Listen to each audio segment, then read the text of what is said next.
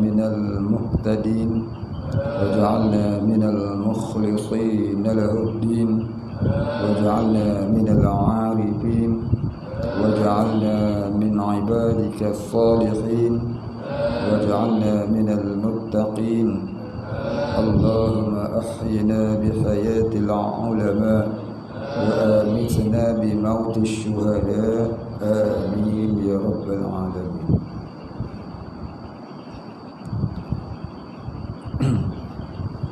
Tersambung muka surat 4 Syahdan. Situ kan? Betul. Bismillahirrahmanirrahim. Qala musannif wal muallif rahimahullah ta'ala wa nafa'ana bihi wa bi'ulumihi wa barakatihi amin ya rabbal alamin. Qala musannif syahdan, ini suatu penyaksian, adalah maksud yang terlebih besar daripada ilmu ini, iaitu yakni perkara yang paling utama dalam ilmu tauhid ini, yang paling utama pada pihak kelebihannya dan tuntutannya, iaitu mengenal akan Tuhan Rabbul Arbab.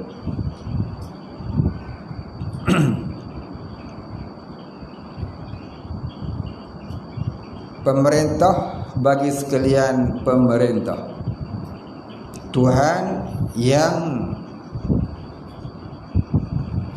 bernama Rabb bagi segala Rabb, maka mengenal akan dia itu fardu, maknanya fardu ain. Siapa tak kenal Allah, maknanya tak ada agama.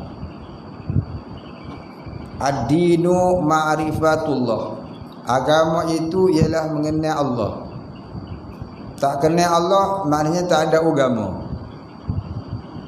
Tak kenal Allah maknanya tak diakui sebagai orang yang beragama.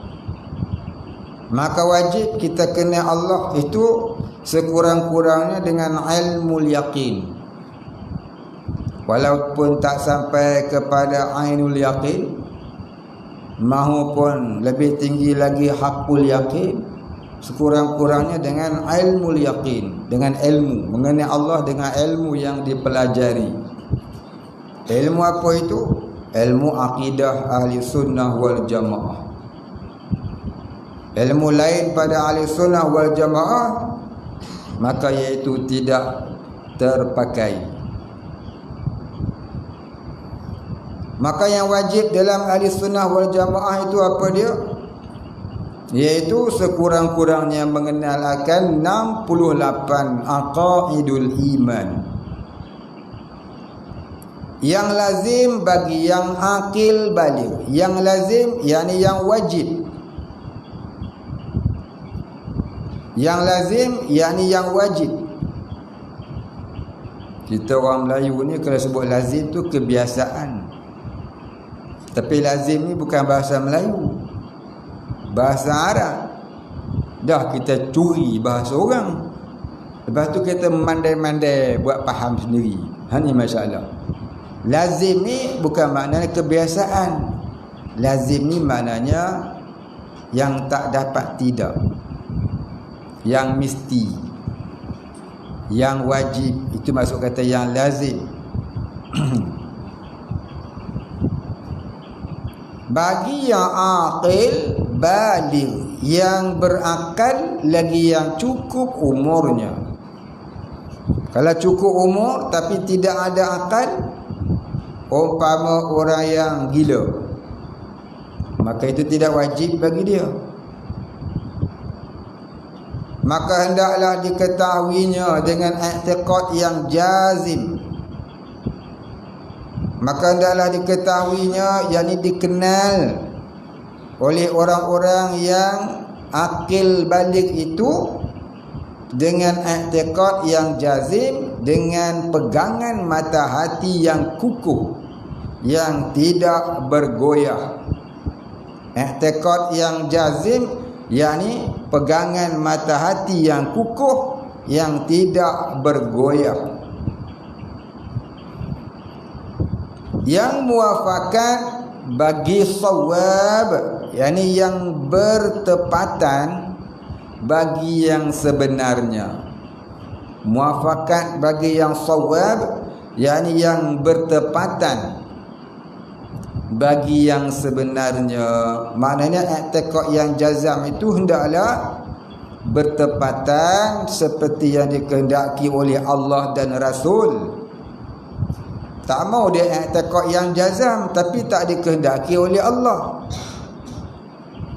Seperti orang-orang yang beriktikad Allah duduk di atas arash. Dia i'tiqad jazam betul, tapi betul tak dia i'tiqad lagu tu? Tak betul. Duduk ni sifat makhluk. Allah Ta'ala itu laisa kamislihi syai'. Allah tidak serupa dengan yang baharu. Maka kalau kita kata Allah duduk atas arash, maka tak tepatlah i'tiqad itu, walaupun dia jazam tapi tidak muafakat bagi yang sebenar.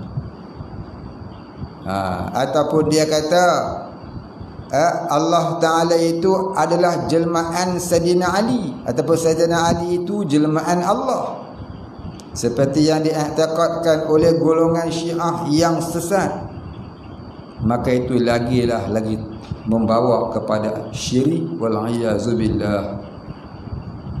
Baik, titik.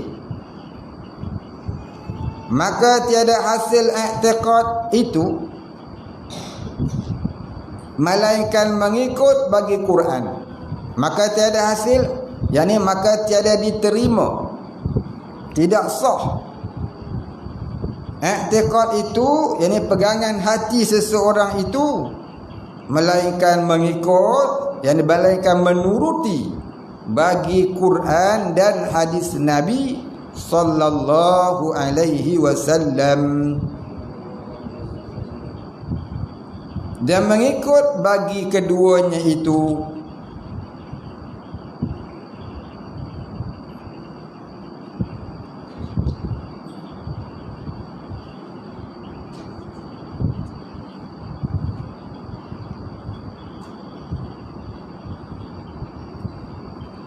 mengangkatkan hijab.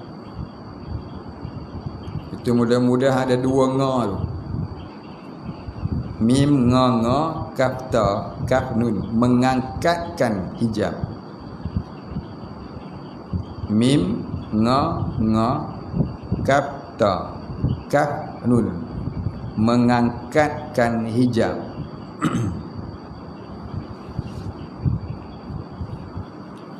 Baik, dia kata dan mengikut bagi keduanya itu, yakni mengikut bagi Quran dan hadis itu. Nabi kata taraktu fikum amrayni hadza.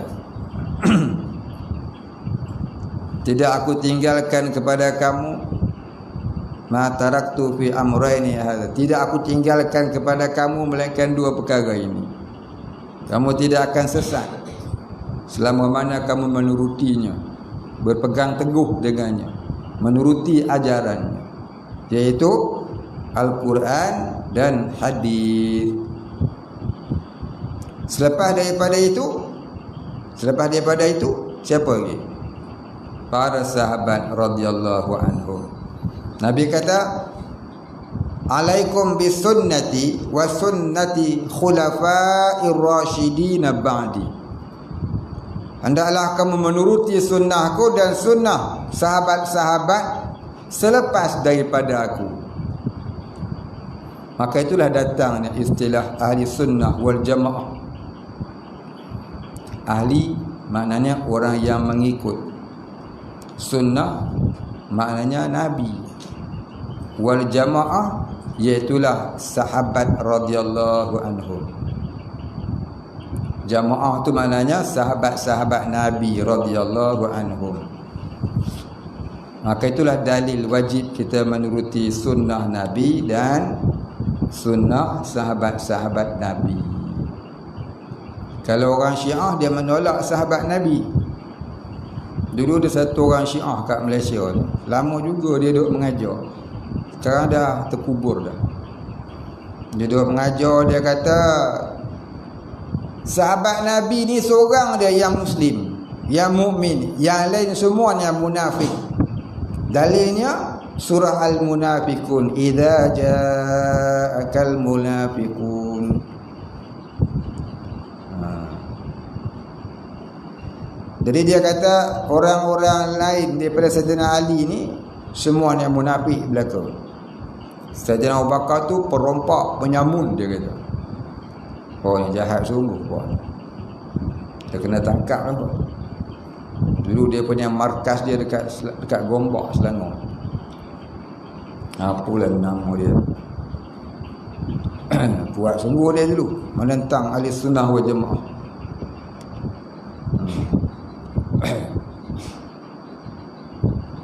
Dulu masa menang PH jap dulu, dia ni diagungkan. Tapi mana-mana pun tak apa, tak kena tangkap dia, boleh ceramah mata. Pasal bos dia menteri. Sekarang tak ada lah. Sebab jugalah. Yang dah jatuh dah orang tu. Kalau tidak, Malaysia jadi negara Syiah. Oh, bukan. Dah habis orang tu, dapat kat Wahabi pula. Sampai silibus sekolah pun dimasukkan ajaran Wahabi. Alhamdulillah baru ni menteri kita seorang yang berpegang teguh dengan ahli sunnah wal jamaah. Dia sudah mengeluarkan segala ilmu-ilmu Wahabi dalam pelajaran tauhid di sekolah. Antaranya ilmu tauhid 3. Ilmu tauhid 3 serangkai je. Anak-anak tuan-tuan pun mungkin dah belajar di sekolah tauhid 3 ajaran Wahabi. Dulu sekejap menteri ni pahaman Wahabi, masuk ni ajaran Wahabi dalam silibus sekolah.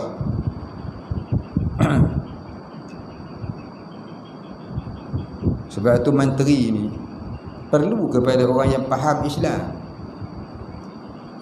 Tak boleh menteri yang gabuh-galuh. Tahu menteri gabuh-galuh? Tahu menteri gabuh-galuh? Tahu? Saya pun tak tahu. Menteri cacah merbak, sesat. Wal'iyadzubillah. Sesat menteri, sesat rakyat. Kalau menteri penyangak, rakyat pun penyangak. Menteri penyamun, rakyat bapa penyamun. Begitulah dia. Sebab tu wajib memilih pemimpin yang mukmin lagi adil. Mukmin tak adil pun tak boleh. Adil tapi tak mukmin pun tak boleh. Dia kafir tapi adil. Boleh tak? Tak boleh. Mukmin tak adil dengan kafir tapi adil. Baik mukmin yang tak adil tu. Pasal apa? Dia ada iman, cuma dia jahat. Yang sekor lagi kafir, tak ada iman, tapi dia baik. Di sisi Allah dia tu lebih hina sebab dia tidak ada iman. Maka wajib mencari pemimpin yang mukmin lagi adil. Baik, memilih pemimpin ni, ada orang kata pilih pemimpin ni itu dunia ya, tak sangkut paut dengan agama. Siapa mengajar lagu tu saya pun tak tahu. Adalah beberapa orang yang berpahaman agama di Malaysia ni yang berpahaman lagu tu. Tak tahulah sebab apa tak yang ngaji lagu tu. Tapi ngaji kitab besar-besar tak apa, dia ngaji tak tahu. Kita baca dalam kitab matan syarah matan Jawharatut Tauhid, khatam 3-4 tahun lepas. Dalam kitab tu dia sebut memilih pemimpin, termasuk di dalam fiqh, termasuk dalam tauhid, termasuk dalam akidah. Main ke? Kita baca dalam kitab Sufi, saya kumpulkan 10 ayat-ayat Al-Quran pada muqaddimah kitab tersebut. 10 tu antaranya, banyak lagi dalam Quran tu. Saya ambil 10 dalil. 10 dalil dalam Quran yang menyatakan tentang kewajipan memilih pemimpin yang mukmin lagi adil. Tidak, tak adalah hadis Nabi kata 10 orang yang dijamin masuk syurga, 10 orang yang tak akan terkena azab kubur dan api neraka, antaranya ialah pemimpin yang adil. Disebut pula dalam Al-Quran. Tiba-tiba adalah satu puak dia kata, politik ni dunia ya, tak sangkut paut dengan agama pun. Apa kita nak ambil hal? Jaga-jaga, politik ni satu di antara perkara yang Nabi kata, bukan dari umatku orang yang tidak mahu mengambil urusan orang Islam yang lain. Dia kira dia boleh solat, boleh zikir, boleh puasa, boleh mengaji, sudah. Jangan orang kacau dia. Islam bukan sekadar itu. Kalau kita kita lihat dalam ilmu fiqh ada 4 rubuk dia. Ibadah, muamalah, munakahah, jinayah. Ibadah itu hablum minallah, setengahnya hablum minan nas. Kemudian muamalah, kemasyarakatan, jual beli kita dan sebagainya. Kita jual beli kita penuh dengan riba. Bank kita, adakah bank-bank kat Malaysia ni dia kata perbankan Islam? Saya nak tanya boleh, perbankan Islam ke pembangkang Islam? Kaedah mudarabah dia, bukan mudarabah, mudah rebah tersungkur ke tanah. Pergi cek sendiri. Kaedah bithamani ajli, hutang rumah, hutang yang tak munasabah dengan akal. Kaedah yang tak munasabah dengan akal. Ada orang kerja bank sini, mari kita muzakarah. Saya nak muzakarah bukan nak tekak. Yang kamu kata kamu tu cara Islam, menghinanya orang beli rumah tak ketahuan, tinggi. Ya. Beli rumah, beli tanah, beli apa juga. Itu sistem menghinanya orang. Lepas tu kata inilah Islam. Kamu pandai-pandai benda bukan Islam, kamu kata inilah Islam, maka diletaklah label wadi'ah, mudarabah, bithamani ajli. Oi, macam-macam buku. Ar-rahnu, ar-rahni, ar-ramaqni. Bubuhlah istilah-istilah agama tu. Untuk apa? Nak bagi orang yakin kata ni cara Islam. Saya ada seorang kawan kerja bank, sorga kerja dia. Dia bahagian apa nama tu? Dia manager bank. Baru berhenti. Bank apa tak mau cerita, tengok apa. Baru berhenti, saya tanya pasal apa, dia berhenti. Anak pun nak hutang bank. Ajak tanya dia. Dia kata, apa yang ustaz sebut tu saya rasa betul. Saya dah kaji betul-betul. Dulu saya ngaji lagu lain. Macam mana ngaji lagu lain pula? Ngaji cara bank ni. Bukan ngaji cara Islam. Yang dia katakan wadi'ah itu, mudarabah itu, bisamani ajli, tak kena langsung. Tak bertepatan langsung dengan kaedah fiqh syafi'iyah. Habis itu kan bank dia ada majlis syura perbankan Islam. Al-Fulusu Ustaz. Dia cakap lagu tu ya. Saya pun tak mau tanya banyak. Dia kata Al-Fulusu. Saya pun tak mau tanya apa. Al-Fulusu di dunia ni, akhirat besok muflis lah Ustaz. Kita tahu bank tu tak buat cara Islam. Yang kita nak kata dia Islam pasal apa? Kita tahu dia tak cara Islam, kita nak kata dia cara Islam pasal apa Ustaz? Mana berhenti? Kamu buat kerja apa? Tanam, Belimbing.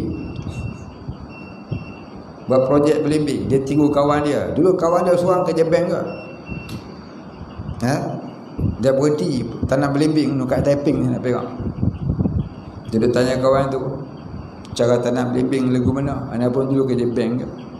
Dulu tanam dia orang, sekarang saya tanam pokok.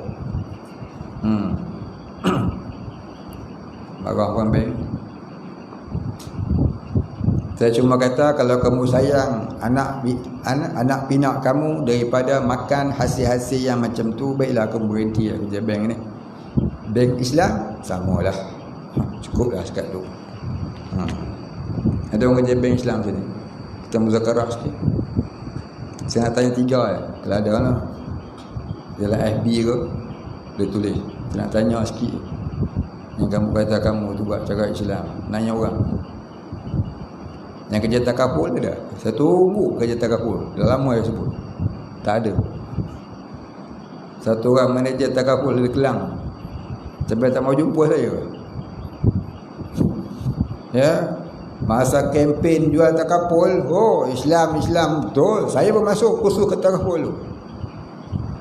Saya dapat lesen untuk buka cawangan takaful. Bila saya kaji masa mula orang nak masuk, dengan orang bila dah kena sesuatu, ini semua nak kena orang, nak penanya orang. Dia kapur dia orang. Tengok takaful ni kapur dia orang. Apa nama takaful etika? Dia kapur dia orang. Dia kata dia cara Islam. Pergi pejabat dia tengok kerani dia Hindu pakai skirt. Cara Islam. Pakaian pun dah tak mencerminkan Islam. Macam mana nak buat Islam? Dia pun tak percaya pada agama Islam. Macam mana dia nak buat Islam? Orang Islam pun tak percaya pada Islam pun berlambak. Hindu nak percaya pada Islam. Tu dia.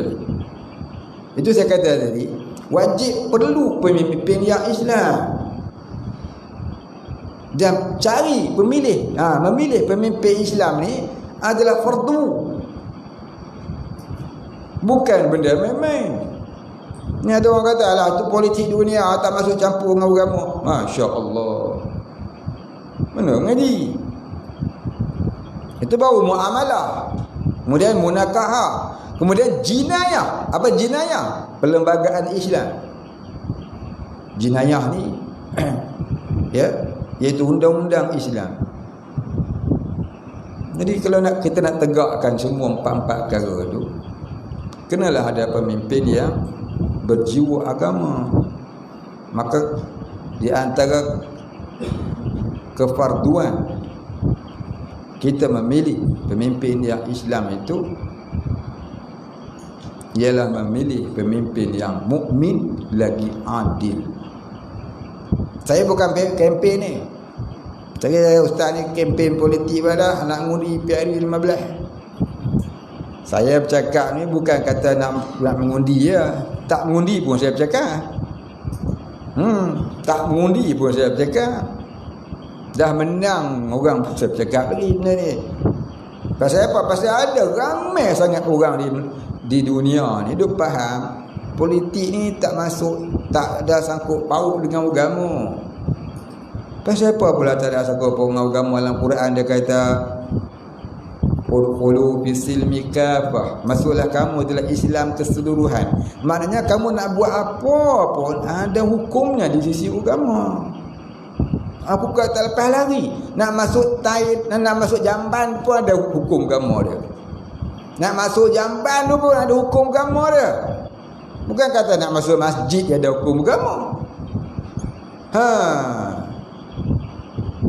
Daripada kita mula lahir beranak keluar, cepat keluar, ada hukum dia. Apa dia? Bapak ni pegang, dia qamatkan telinga, dia azankan telinga kanan, dia qamatkan telinga kiri. Dia tak baca negaraku. Kalau bapak bengong tu. Ataupun dia nyanyi Twinkle Twinkle Little Star. Hai, hebat bapak ni. Dapat anak dia nyanyi Twinkle Twinkle Little Star lah. Kenapa tak nyanyi lagu Hindustan? Kenapa dia azan? Nampak? Daripada mula lahir tu dah ada agama khulu fi silmi kafah. Sampailah mati. Nak mati tu dia kata apa? Nabi kata man akhiru kalam. Siapa dia yang akhir kalamnya? Biqauli la ilaha illallah dukhulul jannah. Siapa yang akhir kalamnya la ilaha illallah masuk syurga. Maka orang pun talqinlah kat telinganya la ilaha illallah. Habis masa hidup dulu nak sebut la ilaha illallah pun malas. Dengar la ilaha illallah tutup telinga, lari. Boleh pergi dengar lagu dandut lagi. Macam tu nak boleh sebut la ilaha illallah. Orang zikir la ilaha illallah lari. Tak mau dengar. Boleh ke dia nak sebut la ilaha illallah dia akhir hayat tak kala sakaratul maut? Boleh agak-agak pakai logik kita lah, logik akal kita lah.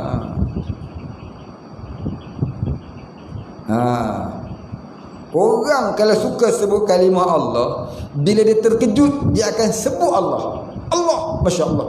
Tapi kalau orang tak pernah sebut kalimah Allah, jarang sebut kalimah Allah, kalau dia terkejut dia sebut apa? Dalam kain tu dia sebut. Betul sebut sini. Betul tak? Dalam kain tu dia sebut. Dalam kain dia, dalam kain mak dia semua sebut. Pasal apa? Mulut tu dia zikir tu dia sebut. Yang tu dia sebut. Dia nak mati esok yang tu dia sebut tu.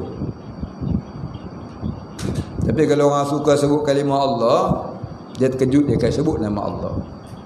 Maka insya-Allah tak kala sakarat nama Allah lah yang dia sebut. Itu kata apa? Daripada awal kita hidup sampai akhir kita nak mati, kita akan duduk dalam agama. Tiba-tiba awal saja beragama, akhir saja nak agama, tengah-tengah dah. Tengah-tengah ni danduk regi-regi. Nak kahwin ikut cara hidup, bersandingnya. Lah ni dah ada buah tanding sini ni. Nak jadi Hindu betul. Pun orang Melayu. Kahwin dah bersanding. Panggil pacar agam percaya lah. Bebas sebuah tanding kat sini. Tentu pernah tengok orang Melayu kahwin buat tanding kat sini. Orang Melayu agama Islam suka-suka buat tanding. Bukan buah kadai bubuh apa orang panggil, kadai bubuh subang ke lain cerita. Dia bukan subang, dia buat tanding sini. Hindu Melayu.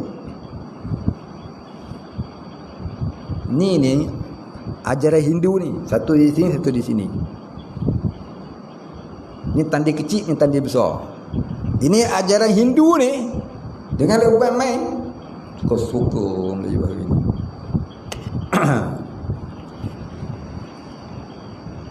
Bersanding tu baru haram, bubuh tanding syirik, wal-iyadzubillah. Pasal apa? Pasal kita mengambil ajaran agama orang lain, dibuatkan ke dalam agama kita. Sanding ni boleh kot kita nak kata haram, tapi kalau buat tanding tu tak boleh kata haram, tu syirik, wal-iyadzubillah. Sikit tak tu je.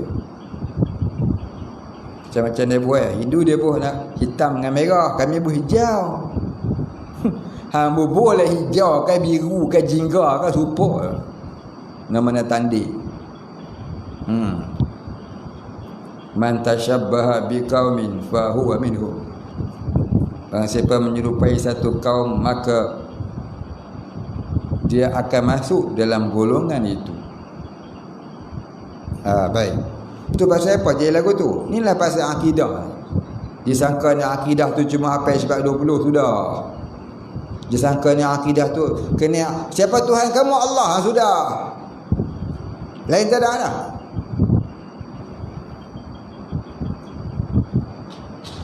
Macam kita belajar puasa, ada perkara batalkan puasa.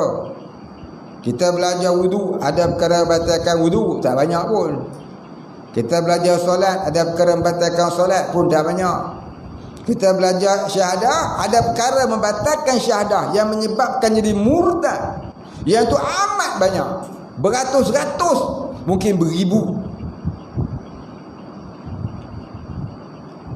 Perkara membatalkan akidah ni amat banyak. Mayang dia sehari 5 kali ada 5 waktu je.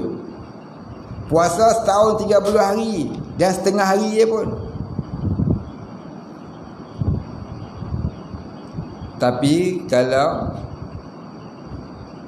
syahadah, iman, mengucap 2 kalimah syahadah tu, dia kena sentiasa kena jaga, jangan sampai batal. Solat mungkin 10 minit kita solat, masa itulah nak jaga jangan sampai batal solat. Lepas tu kau hitam dah, kau nak kentut ke, kau nak makan ke, kau nak pergi mana ke, tak apa dah. Puasa sekadar daripada subuh sampai maghrib je. Lepas tu dah masuk maghrib, makanlah kau makan. Nak makan kau ke bapelo ke, tak apa dah. Zakat setahun sekali je, terlupa boleh kotor. Tapi kalau syahadah, yang pertama, rukun Islam yang pertama daripada syahadatain. Syahadatain itu sentiasa diletakkan sebagai rukun Islam yang pertama, syahadatain. Kemudian kurang berat sikit, apa dia? Solat. Kemudian kurang berat sikit, apa dia? Puasa. Kemudian kurang berat sikit, apa dia? Zakat. Kemudian paling kurangnya haji. Haji setahun sekali cukup. Zakat bukan. Haji seumur hidup sekali. Zakat setahun sekali. Puasa setahun 30 hari. Solat sehari 5 kali. Syahadah sentiasa. Cuba tengok. Tapi bab syahadah ni lah orang tak jaga. Tapi kalau pergi ke Mekah ke, kejap-kejap umrah, duit banyak. Ngaji tak pernah. Tauhid tak pernah belajar. Kita pelik tengok. Duit banyak pergi mengaji. Dia pergi Mekah. Bukan tak bagus-bagus lah. Masalah dia tauhid tak nak ngaji, pekah pun tak nak faham. Pergi Mekah dah 16 kali, sembahyang jamak pun tak kerti, jimat dia. Pergi Mekah, lepas tu balik nak menikah, main jamak pun tak kerti. Main macam tu. Tauhid jangan ditanya. Tanya tauhid blank tu. Je lah gitu. Ya, meremehkan ilmu tauhid. Baru ni kita belajar orang dalam hadis, di akhir zaman orang akan meremehkan urusan agama. Yang paling orang remehkan ilmu tauhid. Akhir zaman orang tak minat belajar ilmu tauhid. Orang tak nak pun belajar ilmu tauhid. Orang anggap remeh. Dan orang tak nak belajar lah, tak maulah beradab dalam mempelajari ilmu tauhid. Kalau belajar ilmu tauhid pun tak nak belajar adab, agak-agak belajar tauhid boleh jadi beradab dengan Allah. Kalau belajar tauhid pun tak nak ada adabnya, tak nak belajar adab, tak mau beradabnya, agak-agak boleh ke dia beradab dengan Allah? Inilah dia manusia. Ya. Dalam Quran pun dia kata gini, wa qalilun minasyakirin. Sedikit sangat orang yang bersyukur. Syukur yang paling wajib, syukur dengan iman dan Islam. Kamu gelak-gelak kenapa tak tulis? Dia tulis. Tulis sampai habis buku tu. Tak tulis tidur lah. So tulis dia gelak. Dia tak apa, belum akil, belum balik. Ni kita yang dah balik ni. Kita ni kalau dah balik ni, kalau mati agak-agak kat mana tempat? Budak-budak tak balik mati ahli syurga. Jadi well done, bukan well done. Jadi well done, pelayan syurga. Budak-budak ni dia separuh wali. Pasal dia tak ada dosa. Kita ni separuh kaki dalam neraka. Pasal apa? Umur dah tua, solat khusyuk pun tak lagi, tak rasa risau. Umur dah tua, dah 50, 60, 70 dah, tapi solat pun tak khusyuk lagi, tak rasa risau. Tak rasa ke semayang kita tu tak diterima Allah? Umur dah tua,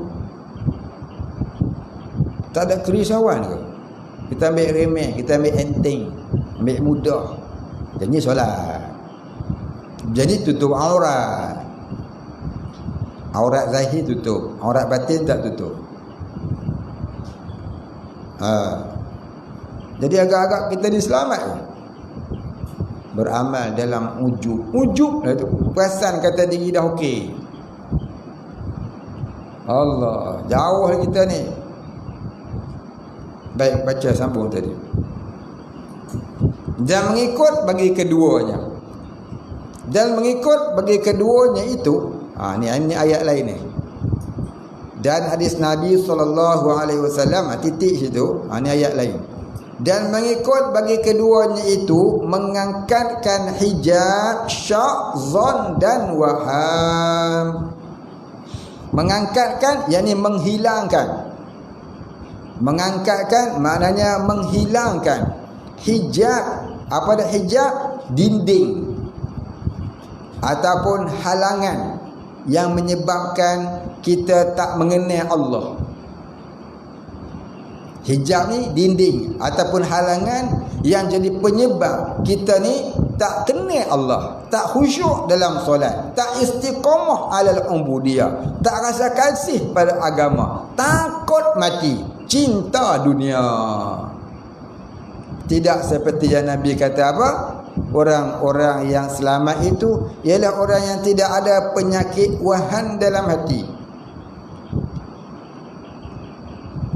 Apa dia penyakit itu?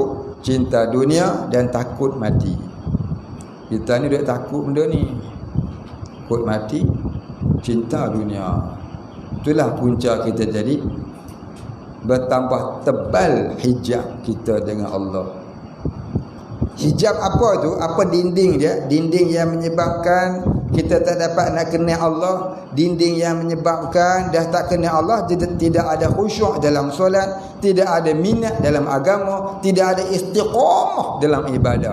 Selalu orang duk tanya macam mana nak istiqamah. Nak istiqamah apa? Main masjid pun malas, misurah pun malas, nuntut ilmu pun malas. Itu dah punca dia. Dah rajin dah. Setiap subuh, belum subuh dah sampai, dah lama bertahun-tahun. Bagus dah tu, dah rajin menuntut ilmu dah. Belajar kitab tauhid dah 10 gerabak lah. 10 gerabak kata pi.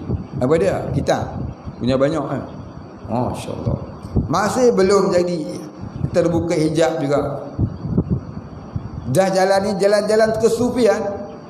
Sudah 10 tarekat diamalkan. Alhamdulillah. Teruskan.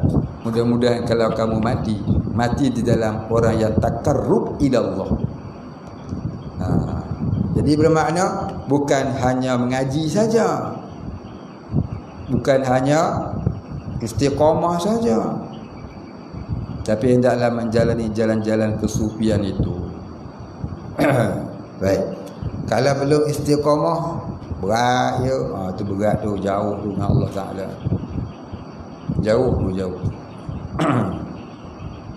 Baik. Jadi jalan-jalan nak istiqamah alal ubudiyah ni ialah yang pertamanya kena menuntut ilmu, yang keduanya kena taubat nasuha, yang ketiganya kena duduk dalam jamaah Islam yang mengamalkan agama, yang mengamalkan Islam dengan sebenar-benar pengamalan. Bukan mengamal yang suka saja, yang tak suka tinggal. Kemudian kena adalah jalan-jalan kesufian. Itu jalan-jalan untuk jadi orang istiqamah. Bukan kena ada ilmu saja. Ya, di samping kena ada guru yang mendidik rohaniah. Itu yang paling penting. Ya, kena ada cikgu yang mendidik rohaniah kita untuk menuju kepada Allah. Baik.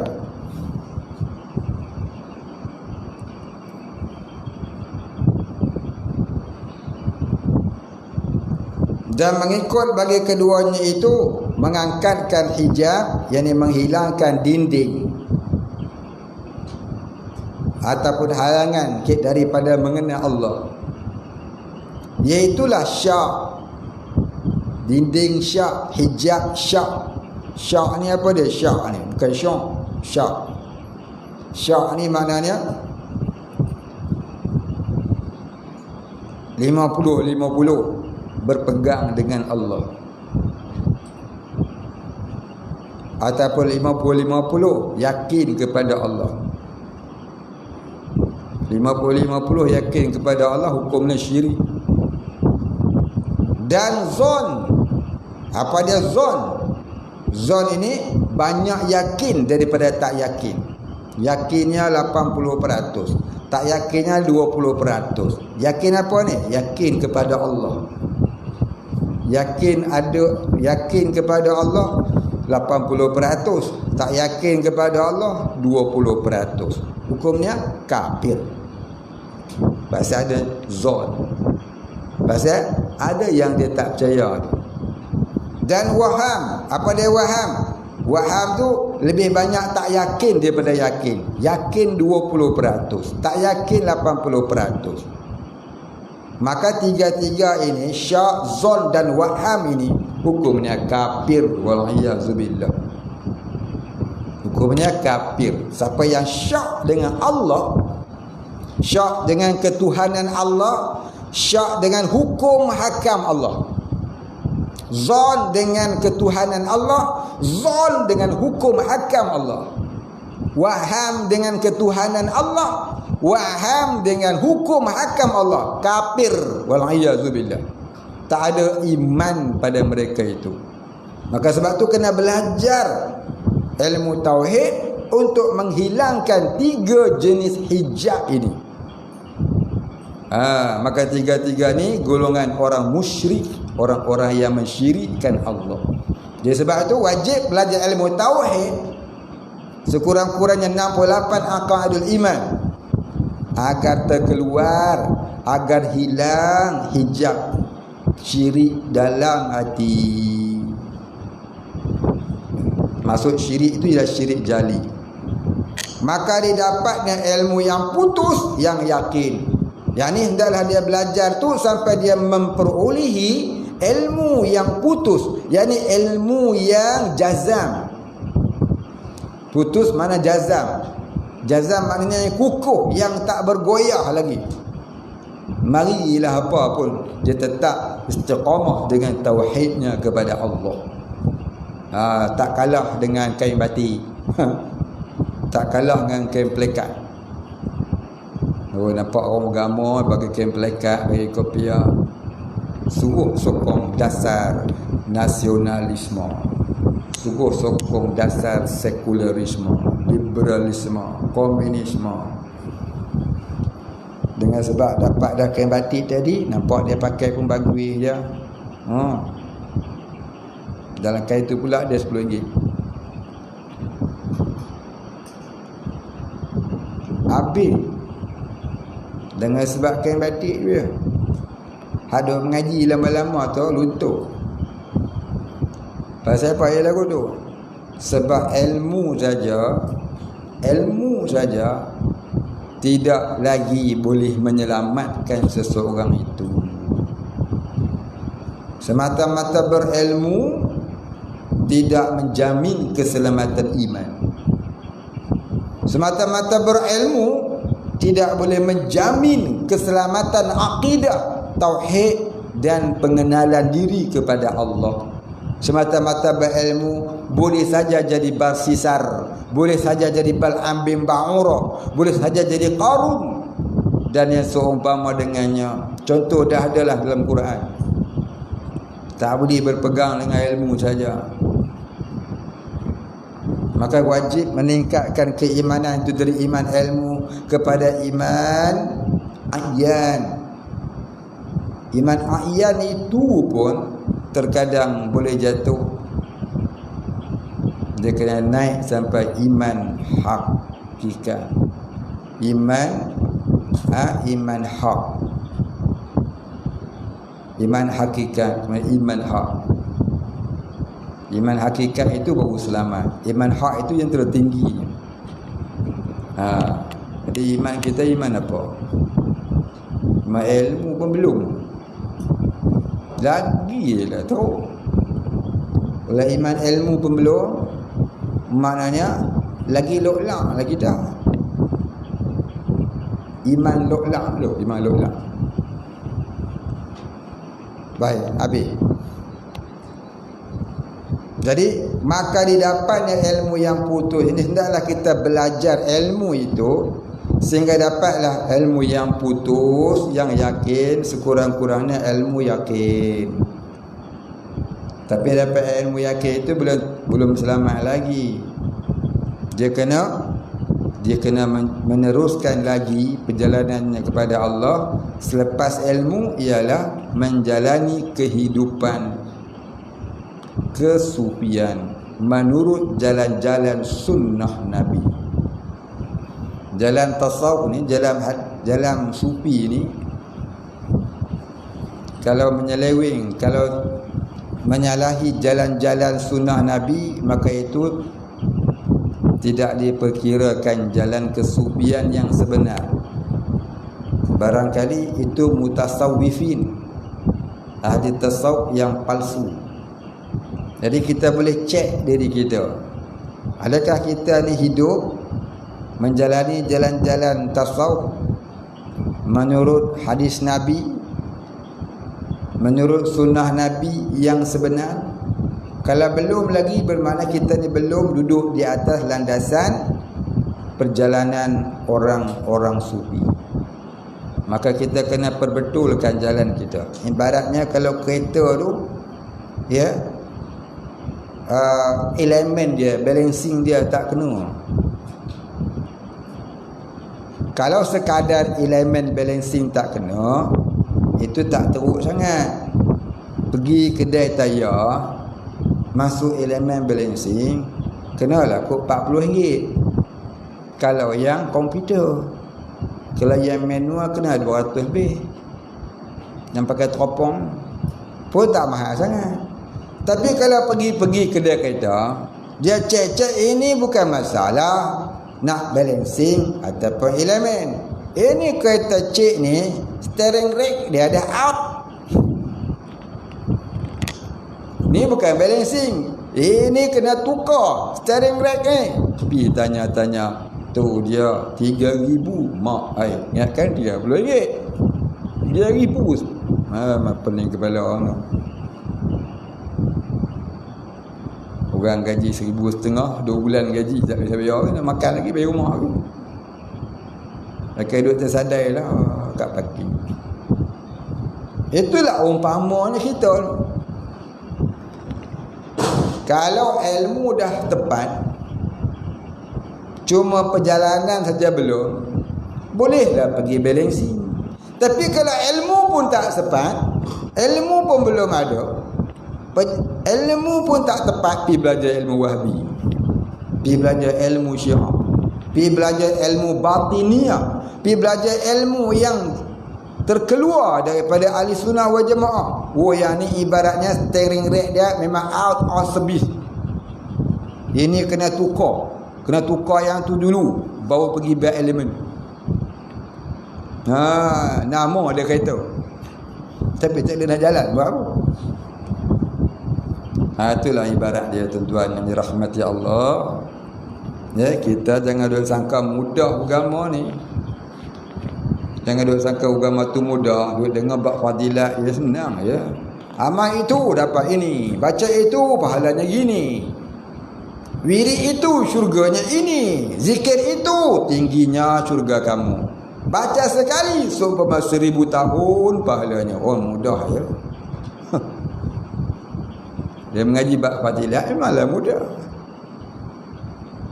Ilmu ini, agama ini, sebelum datangnya fadilat, dia kena ada dulu ibadat. sebelum adanya ibadat, dia kena ada dulu syariat. Sebelum adanya syariat, kena betulkan dulu i'tiqad. Fikirlah. Kita nak cari pahala ni, betul ke jalan kita?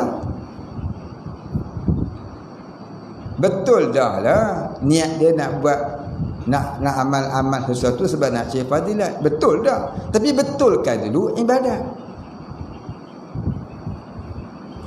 Cara beribadat tu macam mana? Sah ke tidak untuk dapatkan fadilat? Nak betulkan fadilat, kena betulkan syariat dulu. Undang-undang kamu dah ikut ke belum? Dah ikut undang-undang, tilik pada yang paling utama, i'tiqad. I'tiqad kita tu betul tidak? I'tiqad ni ibaratnya alamat gitu, address gitu. Dia nak hantar, dia nak beli barang online. Tersilap pun nama kawan. Alamat pun alamat kawan. Lepas tu dia telefon kata, tersilap alamat. Hang yang bubuh silap, hang kata tersilap. Kompil. Kalau orang kampung supaya komputer dia. Jadi bila Grab pergi hantar, inilah alamatnya. Bukan cik, betul. Tengok orang lain pula. Jadi begitulah kita nak buat ibadah kita pada Allah. Alamat kena tepat. Iaitu makrifah kita kena tepat. Makrifat. Ya. Makrifat kita kena betul. I'tiqad tu ialah makrifat kita. Ada makrifat, baru ada syariat, baru pada ibadat, barulah fadilat. Ya. Makrifat, syariat, ibadat, baru fadilat. Jangan tak fadilat sahaja, tak betul lah ibadat, langsung tak ada syariat, langsung tak ada makrifat. Jadi apa? Jadi maksiat. Itu namanya maksiat. Zahir syariat, zahir ibadat, hakikatnya maksiat. Itu dia kata dalam matan Zuban, wa kullu man bi ghairi ilmin ya'malu wa amaluhu mardudatun la tuqbalu. Mardudatun la tuqbalu. Setiap orang yang beramal tanpa ilmu, maka amalannya tertolak, tidak diterima. Betul, kena ada ilmu dulu. Baik. Ilmu yang paling penting, ilmu tauhid, ilmu akidah, ilmu ma'rifatullah. Baik, Habib.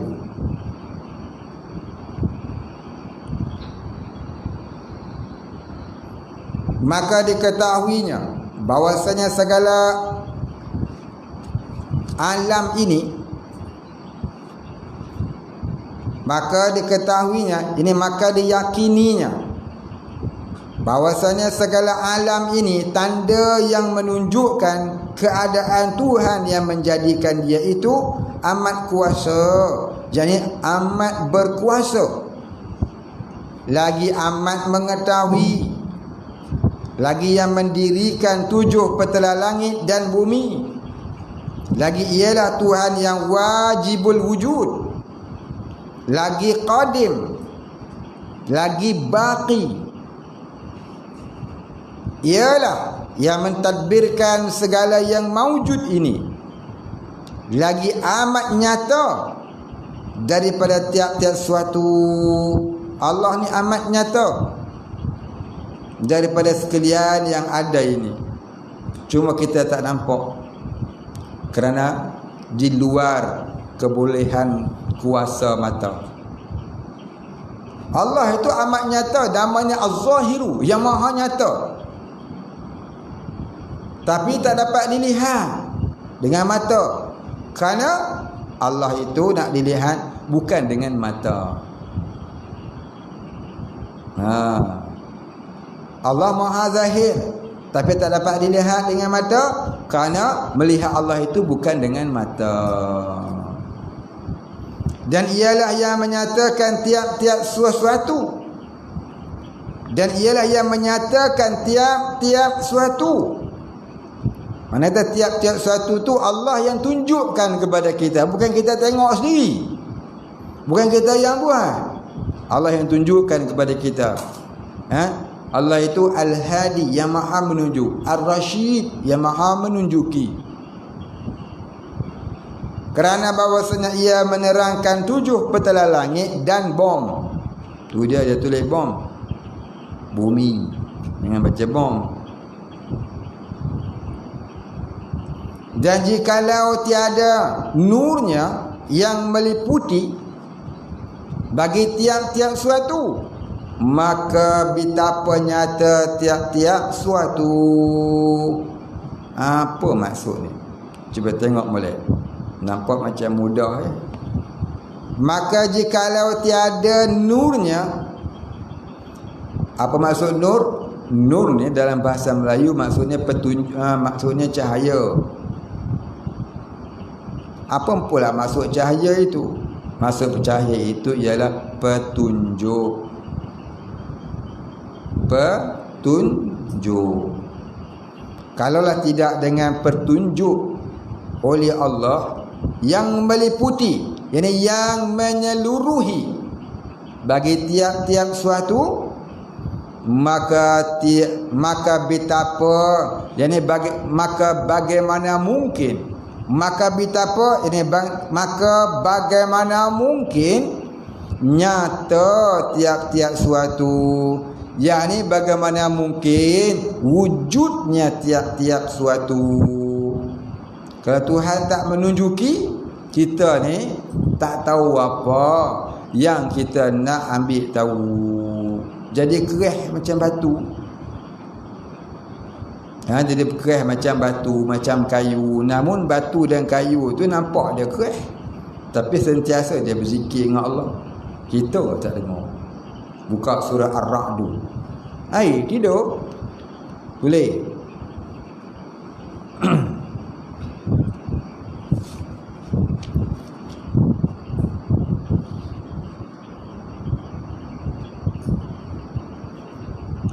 Tulis.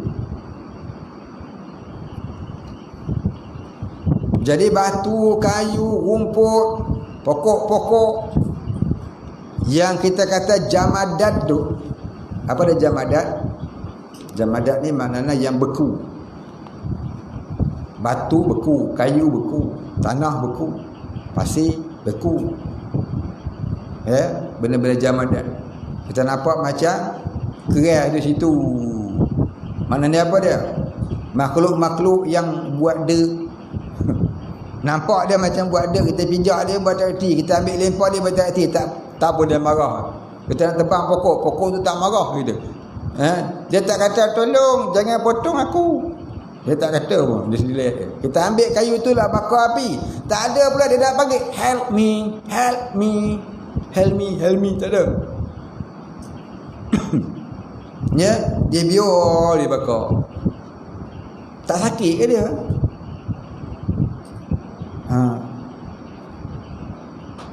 Dia benda jamadah. Buka surah Ar-Ra'd, dia cerita semua makhluk-makhluk Allah ni sentiasa berzikir kepada Allah. Kita tak dengar. Kalaulah kita dengar, makan pun kita tak nak. Macam mana batu tak nak makan? Batu makan? Tak makan dia. Keras itu. Tapi dia berzikir kepada Allah Ta'ala sentiasa. Kembelahlah dia. Jadi hancur sekalipun kita tak berzikir pada Allah. Itu kepelikan makhluk-makhluk yang selain daripada jin dan manusia, yang Allah Ta'ala jadikan mereka sentiasa bertasbih, yusabbih. Mereka sentiasa bertasbih kepada Allah. Baca surah Ar-Ra'd kalau orang nak mati, sakaratul maut, nampak macam susah je, maka baca pada sisinya surah Ar-Ra'd. Baca pada sisinya surah Ar-Ra'd. Dan baca pula surah Yasin. Atau baca oleh dua orang, seorang baca Ra'd, seorang baca Yasin. Mudah-mudahan Allah Ta'ala mempermudahkan orang-orang yang sakit itu kembali kepada Allah. Cuba kita lihat pula apa maksud dalam surah Ar-Ra'd itu. Baik, habis di situ.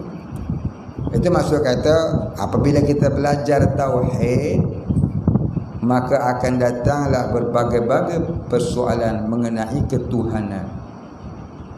Maka bila datang persoalan-persoalan itu, itulah maksudnya Allah Ta'ala meliputi nurnya bagi hamba yang dikehendaki.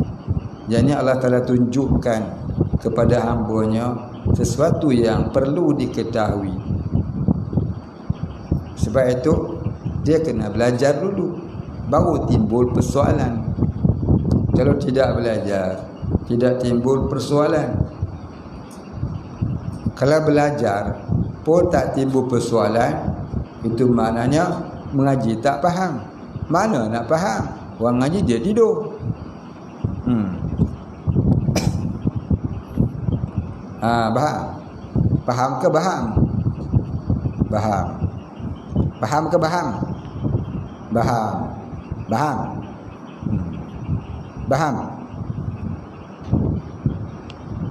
Faham. Faham. Baik.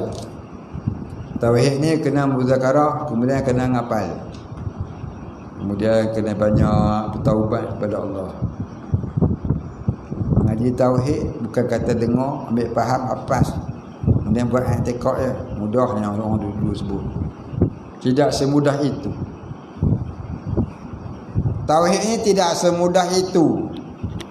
Bukan lagi ngaji, faham, hafal, dah buat i'tiqad. Bukan semudah itu tauhid ini, tidak. Tauhid lebih payah daripada fiqh. Tauhid lebih payah daripada fiqh. Bukan hanya mengambil tahu saja, kemudian tak payah buat apa-apa. Tu cakap orang malas, dia sendiri pun tak faham tauhid tu apa. Lepas tu dia cakap dulu, ingat mudah ke tauhid? Tauhid ni apa dia? Sentiasa ingat Allah dalam berduduk, dalam berdiri, dalam berjalan, dan di dalam tidur. Dan apabila ia melihat sesuatu, maka ia berkata, tidaklah engkau jadikan semua ini ya Allah dengan sia-sia. Maka aku mohon padamu ya Allah, jauhilah aku daripada azab api neraka. Tu dia orang tauhid. Tauhid dia sampai di situ. Mudah ke? Khusyuk dalam solat yang 10 minit dia pun tak boleh. Ini nak sentiasa begitu. Mana lebih susah? Tauhid dengan fiqh. Jangan kata tauhid mudah ya. Mudah. Jangan buat mudah Kalau lah mudah, tentu Nabi berdakwah di Mekah tu tak sampai hampir 13 tahun. Nabi nak memperbetulkan tauhid orang-orang kafir di Mekah. Beratnya tauhid.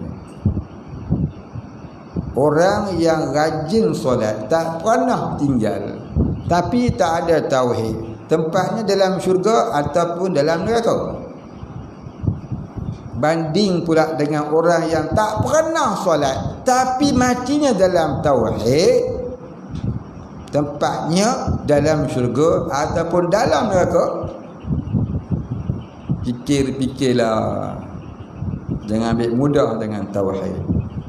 Dia tauhid ni nak belajar dia, yang pertama beradab dengan pengajian. Kalau belajar tauhid tidak ada adab, macam mengaji juga. Ya, sampai mati mengaji pun tak bertemu dengan ma'rifatullah. Adab tak jaga. Ya. Kata Syekh Abdul Qadir Jalani, dia tak heran dengan orang alim.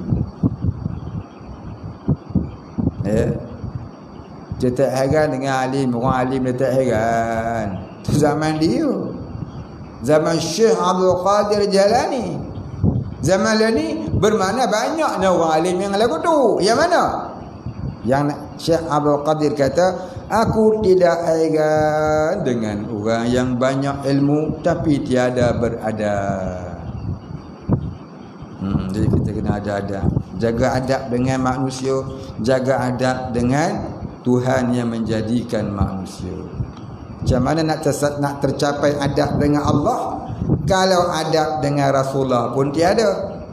Macam mana nak tercapai adab dengan Rasulullah kalau adab dengan manusia pun tak ada?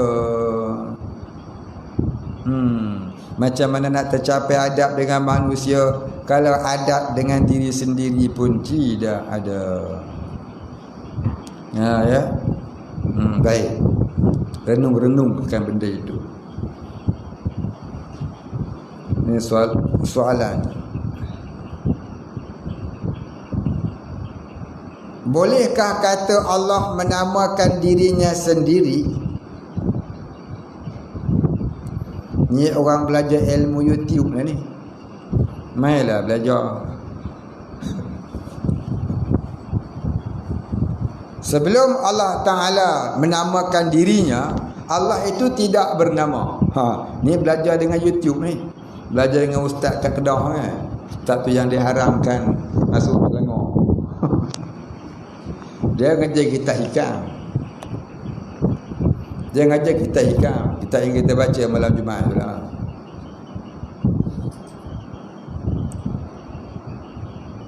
Satu di antara perkataannya, dia kata sebelum Allah menamakan dirinya Allah, Allah itu tidak bernama. Kemudian baru Allah namakan dirinya Allah. Apa dia? Adik dia. Anallahu la ilaha illa ana. Ini dia nama dia tafsir Quran pakai akal. Konon-konon nak tafsir ala sufi, jadilah tafsir ala kuali. Kuali apa? Kuali Maggi. Jadi ilmu yang macam ni kalau tak faham jangan cakap. Ilmu yang macam ni kalau tak faham jangan bercakap. Jadilah kita itu dah sosek menyosekkan orang, kata orang Negeri Sembilan. Kau dah sosek, kau sosekkan orang. Nama zat Allah dan nama-namanya adalah qadim lagi azali. Ini tauhid. Sama ada tauhid syariat ataupun tauhid hakikat. Nama-nama Allah dan sifat-sifatnya dan nama-namanya, termasuklah namanya Allah itu adalah qadim lagi azali. Wajib i'tiqad itu. Cuma adalah orang yang tidak faham pengajian ilmu tasawuf batin mengenai alam lahut, alam jabarut, alam malakut, sebab tak faham tentang huraian ilmu martabat 7 itu, mereka cuba olah-olah sendiri. Itulah timbulnya perkataan sebelum Allah bernama Allah, dia tidak bernama. Dahlah takti, tak nak pergi ngaji, dah sesat, menyesatkan orang. Sebab tu pergi ngaji ilmu tauhid syariat ni dulu. Dia mengaji kita umul barahin dulu, baru nak ngaji kita ikam. Biar faham boleh. Ni dah tu mengaji kita durun nafis. Ni jadi lagu ni. Jadi saya nak beritahu, jangan belajar tauhid dengan YouTube. Hukumnya adalah haram. Sebab apa? Dalam kitab tauhid dia kata haram belajar tauhid dari ilmu yang tiada tahqiq. YouTube tu tahqiq ke? YouTube tu cuma handphone je. Kalau kamu tak faham, kamu boleh tanya. Melainkan kita ngaji online, kita tak faham, kita tanya. Macam bila orang ni dia mengaji online, dia tak faham, dia tanya. Maka kita ni syibih talaki. Orang yang mengaji online ni syibih talaki, sebab masih boleh bertanya.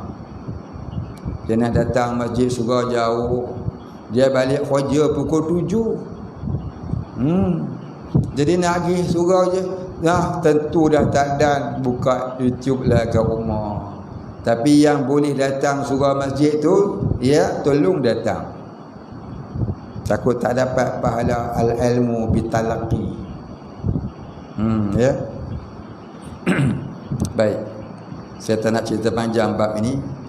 Kerana bab ini banyak sangat orang duk huraikan dalam YouTube. Saya pun duk buka tengok. Masya Allah, beraninya bercakap benda-benda yang dia tak faham sebenarnya. Dia gamak-gamak je.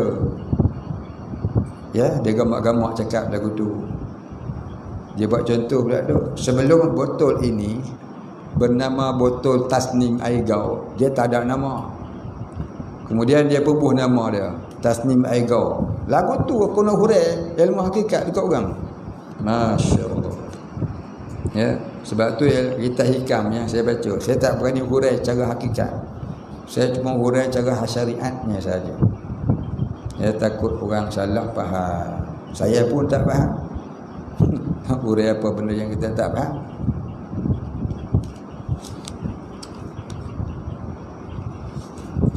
Ini soalan ke percakapan. Ada orang tu jenis rajin berzikir, berselawat, solat malam, solat sunat, tapi masih juga tak terjaga pakaian. Dia tak basuh pakaian ke?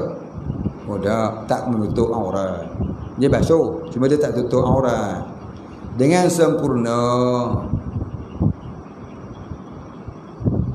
Masih pergi tempat lara macam karaoke, taman tema. Senang kata, jalan bukan ke majlis agama. Ini kategori bagaimana? Toh? Ya, dia tahu. Ini dia nama dia nafsu lawamah. Nafsu lawamah ni bila dia rajin dia beramal. Bila dia malas dia tinggal. Kadang-kadang malam dia rajin, mari siang dia malas. Kadang-kadang siang dia rajin, malam lepas dia malas. Malam karaoke, balik karaoke buat sunat taubat, lepas tu buat tahajud. Besok pagi pula dia pergi pula kedai kopi, ngumpat orang sana, ngumpat orang sini pula dah. Lepas tu nanti malam pergi kuliah pula, pakai jubah, pakai sorban. Itulah yang Nabi kata di akhir zaman, umatku itu malamnya mukmin, siangnya kufur. Terkadang siangnya mukmin, malamnya kufur. Makna kufur tu bukan kafir, cumanya bermaksiat. Taat sekejap, maksiat sekejap. Taat sekejap, maksiat lama. Itu namanya apa? Nafsu lawamah. Nafsu yang tidak tetap. Kadang-kadang rajin, kadang-kadang malas. Inilah kebanyakan manusia. Orang yang tulis ni lagu mana? Macam tu juga kan? Kita ni sendiri. Kita ni jangan duk kata orang, dia kata ada orang tu, ada orang tu. Saya kata saya apa lebih kurang tu ya kot. Cuma taman tema ni saya tak pergi kat mana. Taman tema kat mana? Kita tahu. Tahu. Tak tahu. Tahu. Tahu tak taman tema kat mana? Kita tahu. Tahu. Kita tahu ya? Kita tahu no. Baik-baik. Taman tema kat mana?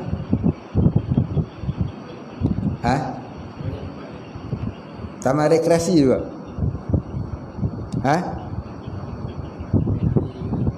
Oh, macam Sunway Lagoon lah. Oh, dekat kan rumah saya dulu. Rumah bujang-bujang. Dulu bujang-bujang saya duduk dekat sana, dekat kat Brand Park City Hillview. Kat sebelah Sunway Lagoon. Dulu lah, once upon a time. Zaman budak-budak duduk gila dunia. Alhamdulillah Allah Ta'ala suruh duduk sini. Betul-betul kampung.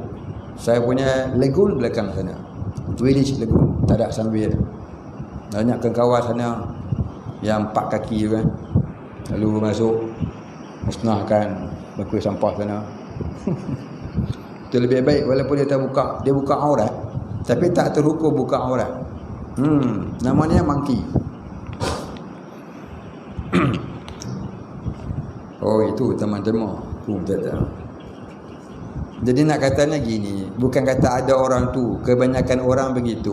Barangkali saya pun begitu. Dia tak mau kata siapa, barangkali kita pun begitu, termasuk saya. Jadi kita mohon dengan Allah Ta'ala, yang kita ni takut cakap tak beradab. Atamuruna an-nasa bil birri wa tansawna anfusakum wa antum tatluna al-kitab. Kau menyuruh orang berbuat baik, tapi engkau tak mencegah kemungkaran pada dirimu, sedangkan kamu diberi kitab. Kita takut kita ni ada penyakit Yahudi. Tu ayat itu nak cerita tentang orang-orang Yahudi. Maka kita berlapik cakap kita supaya Allah Ta'ala tak murka dengan kita. Di akhirat nanti ada orang tu, barangkali saya seorang lah kot, ya Allah minta jauh. Apa dia? Kerjanya menggunting lidah. Dah gunting lidah, tumbuh balik, gunting lagi. Dah gunting lidah, tumbuh balik, gunting. Itulah terus-terusnya. Agak-agak gunting lidah sakit lah. Gunting rambut tak apa dah, tak sakit. Ni gunting lidah sakit lah. Lidah jangan kata gunting, tergigit pun sakit. Ni kali ni gunting, tumbuh, gunting, tumbuh, gunting. Darah lah. Jangan buat cakap lah. Mestilah berlomot darah. Sakit lidah. Try tengok. Siapa tu kata ya Rasulullah kepada Jibril. Maka jawab Jibril, dia kata ya Muhammad, itulah tamsilan umatmu di akhir zaman.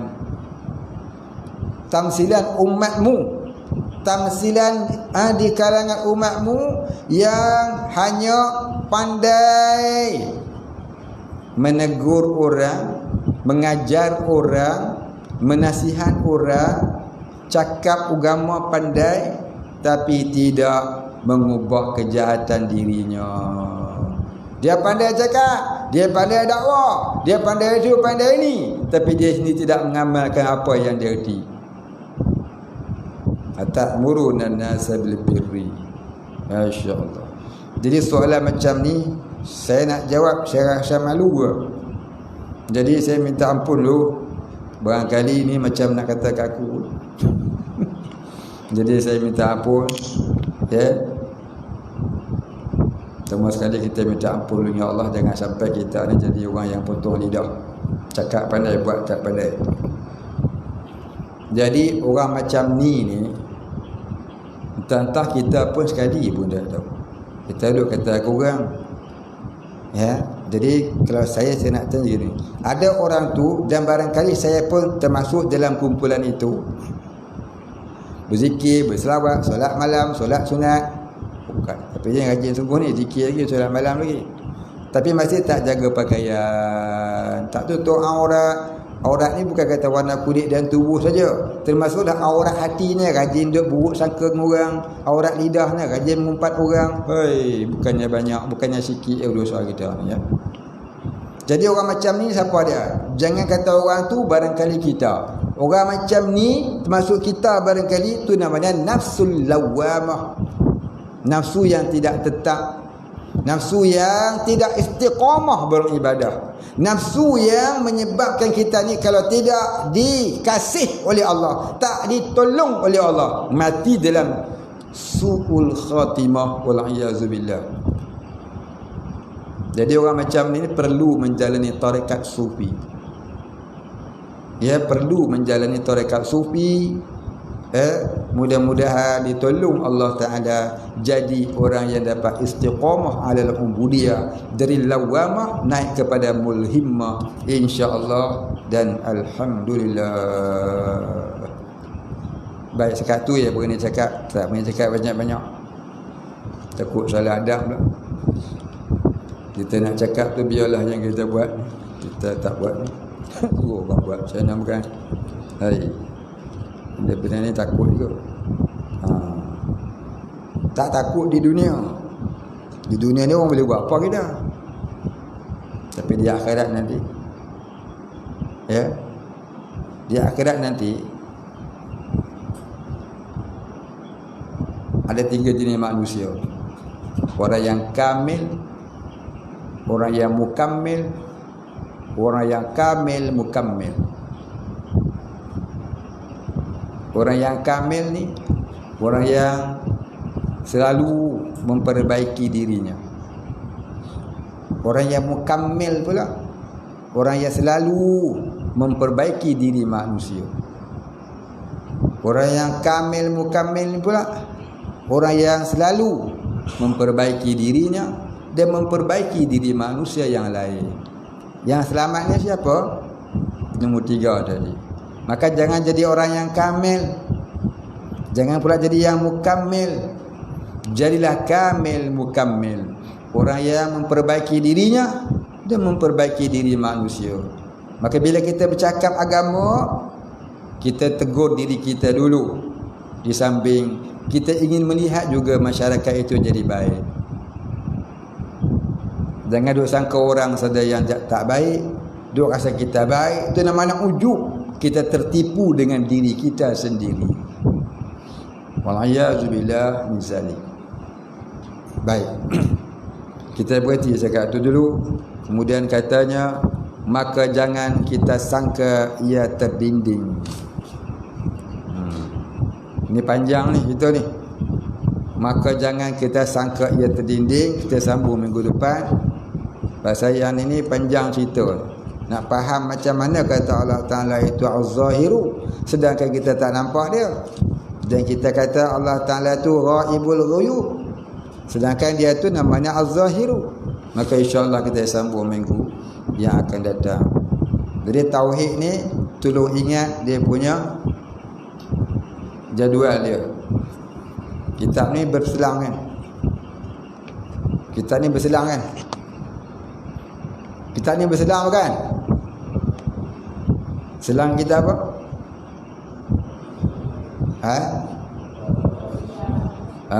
Dobit tulis catat. Qatra Rasia minggu 2 dan 4. Durus Amin 1, 3, 5. Ni minggu berapa? Dah tak ingat. Ada kalender hampa buang. Minggu ni minggu apa? Minggu 4. Cantik. Dah tidur dah sebelah tu sebab tidur je. Ini minggu apa? Budak pondok ni wali-wali lah ke? Minggu berapa pun dia tahu. Siam tu hebat tu. Kalah saya. Dia punya zuhud tu hari pun dia tak ingat. Dia ingat Allah. Masya-Allah. Tua mak ayah. Siapa dapat anak jadi wali-wali lah ke? Dia punya zuhud tu hari pun dia tak ingat. Yang dia ingat Allah sebentar. Kemudian dia tanya hari apa? Dia tahu yang dia tahu Allah. Insya-Allah. Wallahu a'lam. Al-Fatihah. A'udzubillahi minasyaitonir rajim. Bismillahirrahmanirrahim. Alhamdulillahirabbil alamin. Rahmanir rahim. Maliki yaumiddin. Iyyaka na'budu wa iyyaka nasta'in. Ihdinas siratal mustaqim. Siratal ladzina an'amta 'alaihim ghairil maghdubi 'alaihim waladdallin. Bismillahirrahmanirrahim. Alhamdulillahirabbil alamin. Salatu wassalamu ala asyrafil anbiya'i wal mursalin wa ala alihi wa sahbihi ajma'in. Allahumma ighfir lana dhunubana warhamna wa antal ghafurur rahim. Allahumma ighfir lana dhunubana wa liwalidina warhamhum kama rabbayana shighara. ولمشايخنا وللمسلمين أجمعين برحمتك يا أرحم الراحمين. اللهم نور قلوبنا بنور معرفتك يا فتاح يا رزاق.